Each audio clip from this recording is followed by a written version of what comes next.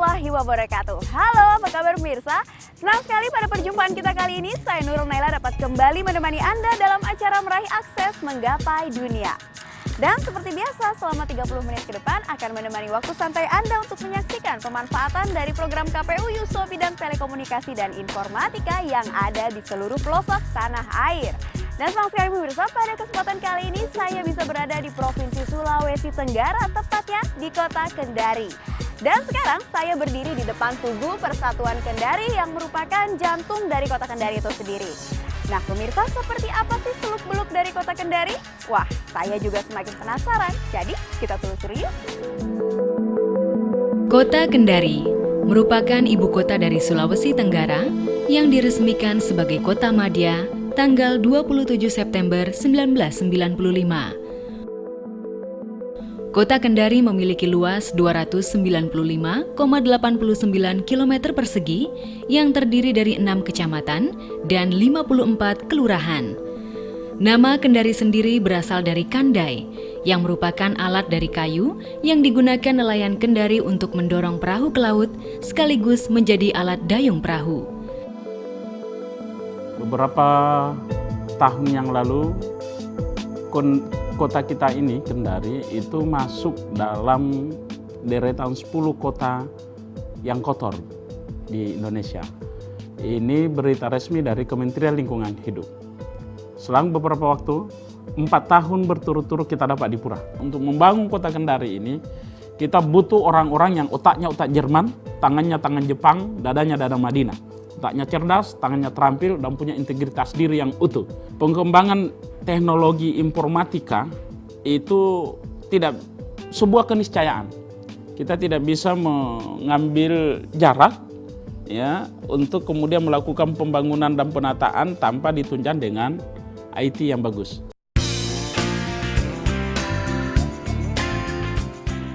Kota Kendari kaya akan sumber daya alamnya, maka itu perlu dipersiapkan sarana dan prasarana yang menunjang bagi perkembangan Kota Kendari. Salah satu sarana dan prasarana itu adalah akses terhadap teknologi informasi dan komunikasi, di mana perannya sangat penting bagi sarana penunjang di bidang pendidikan, kesehatan, ekonomi, telekomunikasi, dan hampir semua bidang yang lain. Maka itu program KPU Yuso yang diluncurkan pemerintah melalui Kemkominfo dan diselenggarakan oleh BP3TI hadir di Provinsi Sulawesi Tenggara. Alhamdulillah masyarakat Sulawesi Tenggara tentunya telah mengenal yang namanya teknologi informasi. Selain mahasiswa dan pelajar, saya kira termasuk di dalamnya dunia usaha dalam mengakses produk-produk atau memperkenalkan produk-produk mereka, mereka tinggal mengakses ke sarana teknologi informasi seperti internet. Di bidang pemerintahan dalam yang tadinya hanya melalui fax email misalnya, sekarang ya dengan adanya teknologi informasi yang lebih maju lagi, informasi hari ini bisa kita terima juga hari ini. Dan kini di Provinsi Sulawesi Tenggara telah hadir program Desa Dering di 928 desa, program Desa Pinter di 3 desa, pusat layanan internet kecamatan sebanyak 130 unit, dan mobil plik sebanyak 60 unit.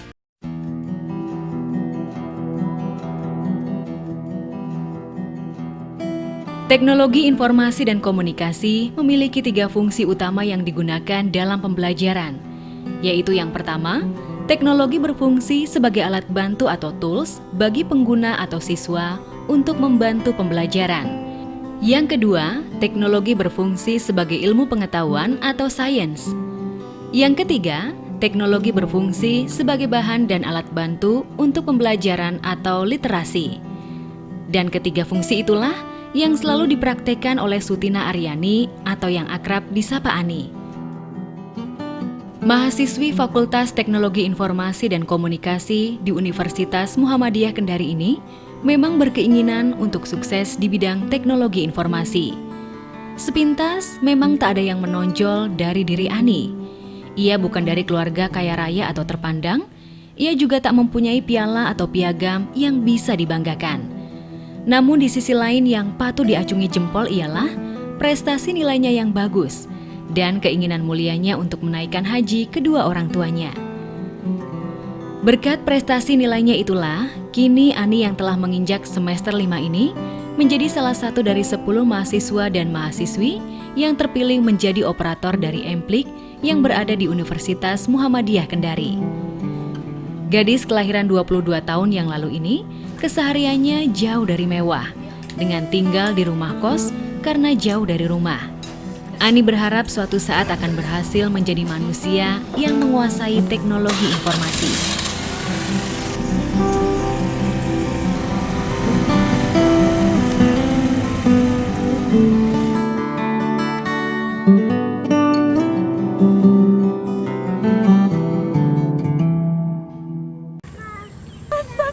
Hati-hati ya. Iya, Bu. Bu? Bu, saya panggil bidan dulu ya. Iya, hati-hati.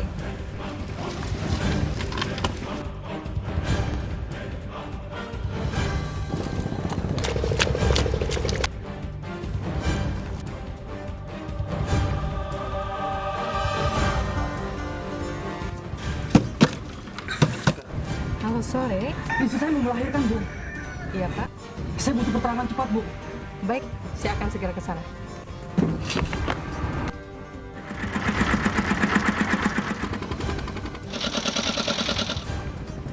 Jangan biarkan yang terpencil kian terkucil. Mari dukung program KKPU Yuso. Sejahterakan Indonesia melalui kemudahan akses telekomunikasi dan informatika.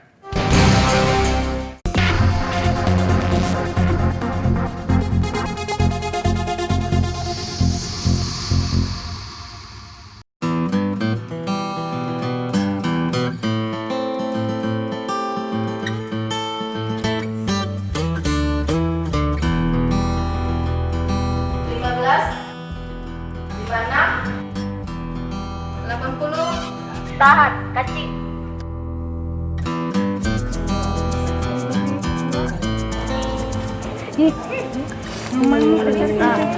Iya. Saya bisa ketemu operator. Dewasa ini, penggunaan internet telah masuk pada hampir semua aspek kehidupan, baik sosial, ekonomi, hiburan, keagamaan, dan pendidikan, seperti yang saya lihat di Emplik ini, di mana para pelajar dan mahasiswa dapat dengan mudah mengakses berbagai ilmu pengetahuan dari internet yang tersedia di Emplik. Lagi pada ngapain nih? Cari tugas ya? Hah? Oh, online apa? Lagi cari tugas. Oh, gitu. Nah, kalau Kani sendiri sudah berapa lama menjadi operator Emplik di sini? Baru sekitar 2 minggu. Ceritanya gimana sih bisa mendapatkan tugas untuk menjadi operator Emplik? Yang mengajak itu dosen sendiri, dosen kampus ini sendiri yang menangani Emplik ini. Kenapa sih tertarik untuk menjadi operator Emplik? Yang membuat saya tertarik menjadi operator Emplik ini, selain saya bisa mengetahui adanya Emplik ini, bisa mengajarkan sama teman-teman yang lain juga dengan adanya Emplik ini, terus ke masyarakat juga, gitu. Bisa mengajarkan tentang adanya ICT ini.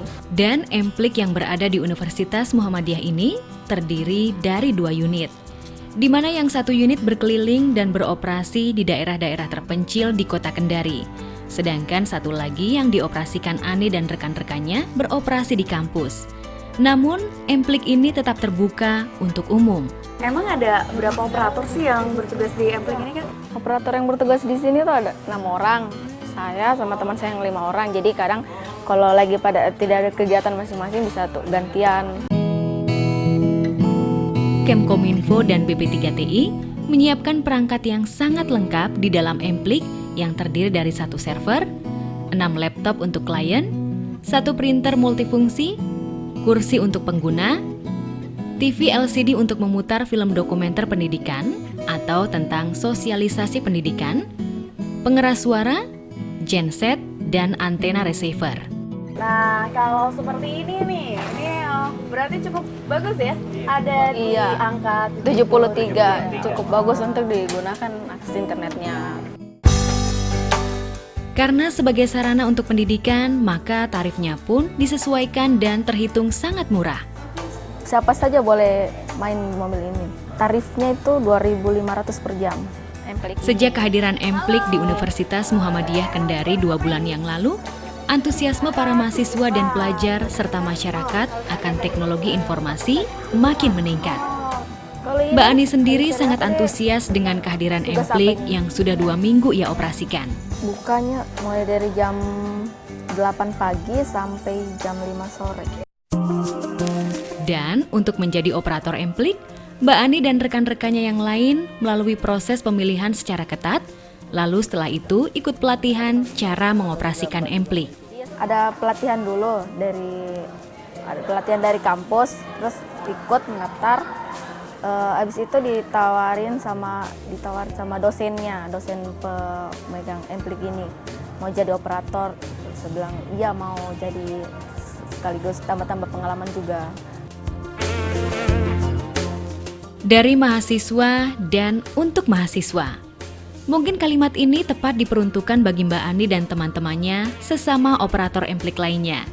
Karena mulai dari yang membuka hingga mengoperasikan Emplik di sini adalah para mahasiswa dan mahasiswi yang bertugas menjadi operator Emplik. Awalnya sampai mobil internet ini kita dapatkan, itu informasi dari petugas-petugas dari Kementerian Informasi dan Komunikasi sendiri yang menyampaikan ke kita bahwa ini ada program kementerian untuk mendapatkan mobil pelayanan itu. Sangat luar biasa.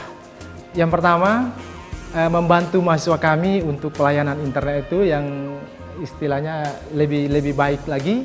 Kemudian bisa membantu masyarakat, khususnya masyarakat yang ada di sekitar kampus ini untuk pelayanan itu, dan juga untuk masyarakat yang ada di luar. Kendala teknis maupun non-teknis sudah pasti ada. Apalagi sistem operasi di Emplik yang menggunakan Linux ini belum terlalu familiar di mata masyarakat. Pas memakainya yang belum pernah pakai Ubuntu pasti kesulitan pakai Ubuntunya. Jadi saya membantu. Karena masih baru mengoperasikan, Mbak Ani nggak merasakan dukanya menjadi operator Emplik. Tapi yang dialami justru sukanya. Karena ibarat gayung bersambut, keinginan untuk memperdalam teknologi informasi makin terpenuhi dengan kehadiran Emplik ini. Ya, harapan saya dengan mobil Emplik ini agar tetap stay di sini saja, biar mahasiswa lebih mudah mengakses internet dan juga lebih mudah mencari tugas-tugas di kampus.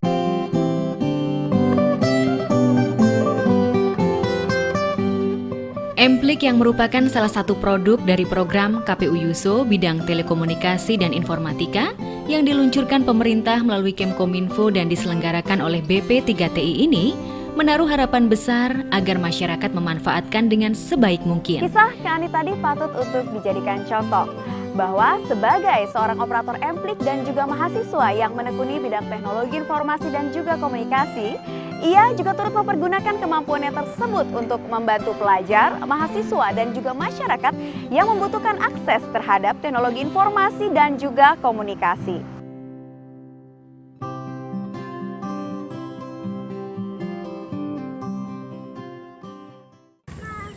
Sakit, Mas. Hati-hati ya. Iya, Bu. Bu, saya panggil bidan dulu ya. Iya, hati-hati.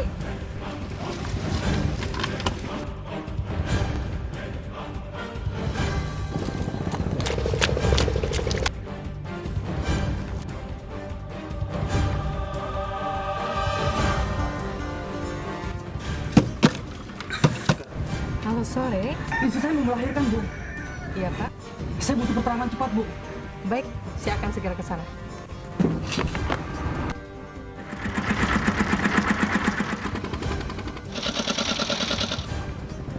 Jangan biarkan yang terpencil kian terkucil.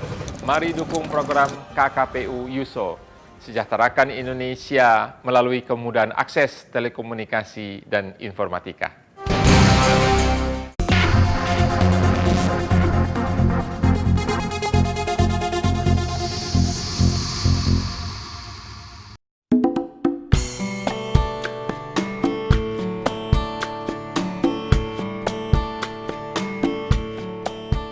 Kerajinan gembol oleh masyarakat Kendari juga dikenal sebagai kerajinan tumor kayu.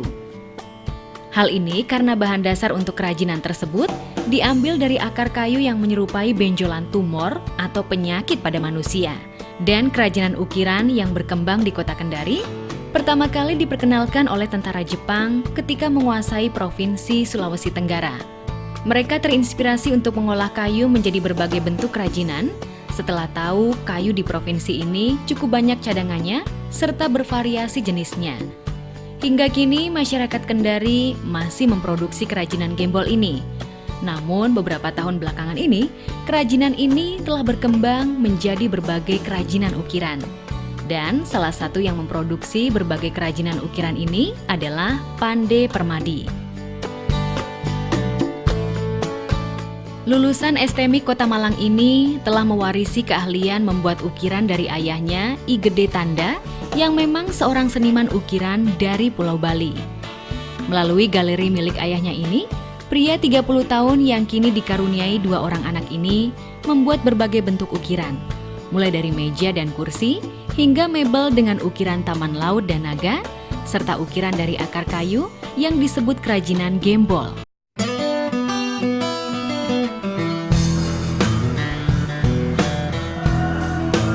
Ya. Mas, maaf mengganggu waktunya sebentar. Ya. Saya Nurul Naila dari program Raih Akses Menggapai Dunia Metro TV. Ya. Dengan Mas siapa? Pande. Oh, Mas Pande. Wah, tadi saya dari luar. Setelah melihat menjelaskan ada maksud berbagai kedatangan ukiran saya, di sini. Mas Pande pun mulai menjelaskan tentang kerajinan ukiran yang beliau produksi. Ini memang ada berapa model ukiran yang dijual di sini? Untuk model ukiran, kami ada 2, taman laut sama naga. Yang menjadi produk utama itu adalah naga.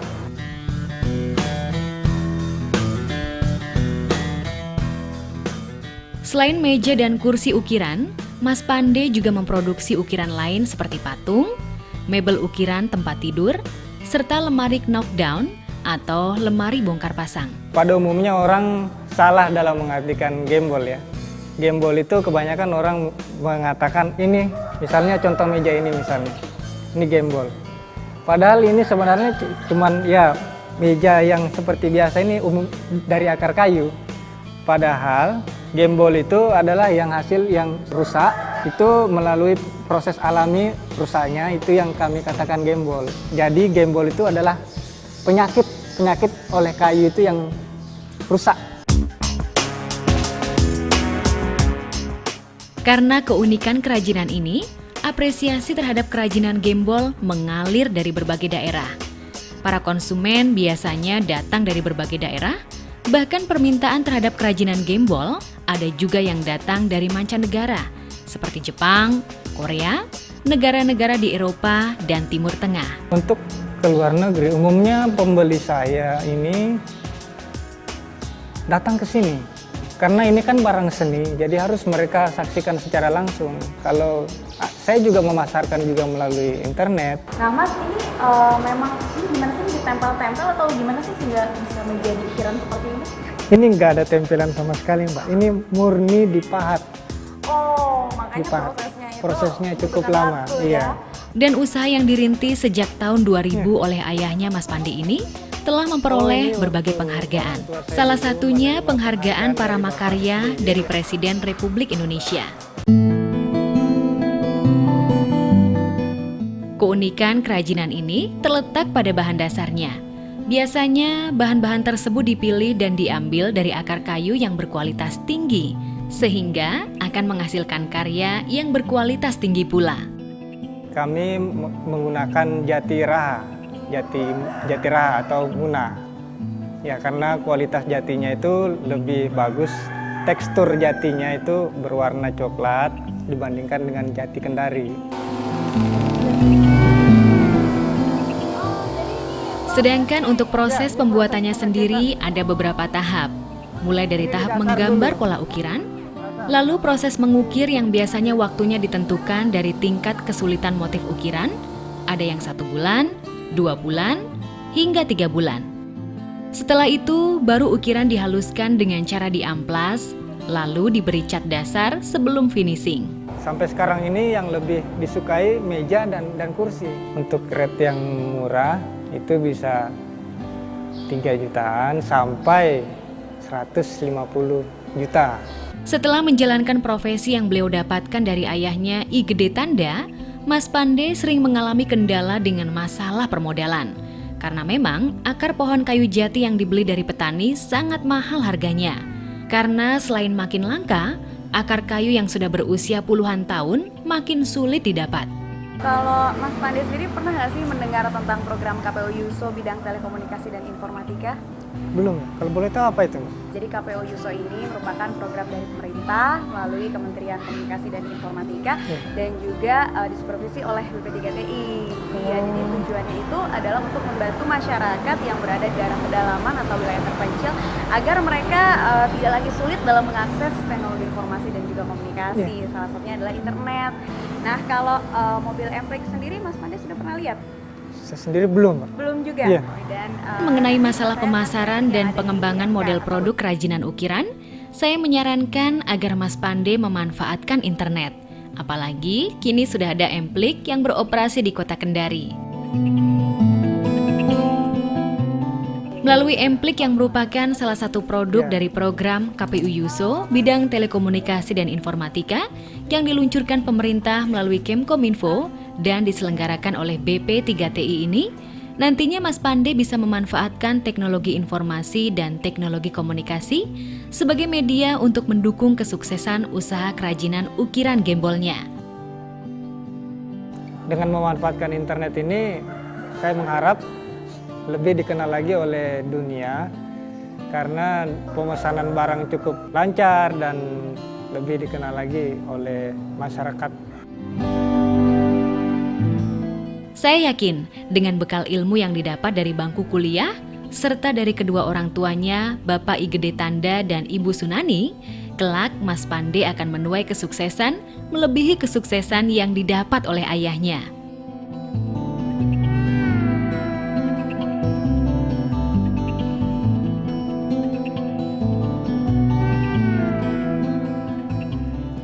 Kendala yang dihadapi oleh pengrajin gembol tadi merupakan sebagian besar tantangan yang dihadapi oleh pengrajin dan juga pengusaha kerajinan gembol yang ada di Kota Kendari ini.